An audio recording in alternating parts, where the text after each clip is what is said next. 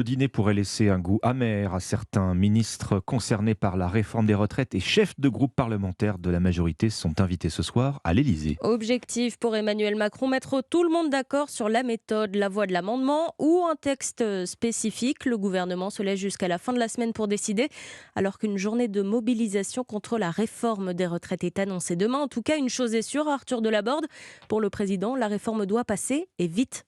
Oui, selon nos informations, le service central du renseignement territorial anticipe un faible nombre de manifestants demain contre cette réforme des retraites. Seulement 68 à 75 000 personnes devraient défiler dans tout le pays, dont 4 à 8 000 à Paris. Ces projections nous confortent dans l'idée qu'il faut aller vite, avance un ministre. Malgré les critiques qu'elle a suscitées dans la majorité, la piste de l'amendement au budget de la Sécu reste sérieusement envisagée par le président. Mais désormais, un nouveau scénario est à l'étude, faire passer la réforme dans un projet de loi de financement rectificatif de la sécurité sociale. Le texte serait alors présenté au début de l'année prochaine. Si cette formule pourrait donner l'impression qu'Emmanuel Macron recule en n'allant pas aussi vite qu'il l'espérait, elle présente aussi plusieurs avantages pour le chef de l'État.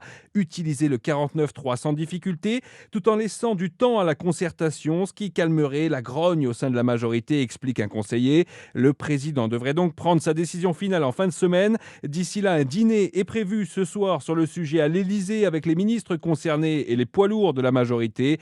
Emmanuel Macron devrait aussi en parler avec François Bayrou qui n'a cessé de répéter son hostilité à tout passage en force. Il se déplacera vendredi matin chez le patron du Modem à Pau. Merci Arthur Delaborde du service politique d'Europe 1.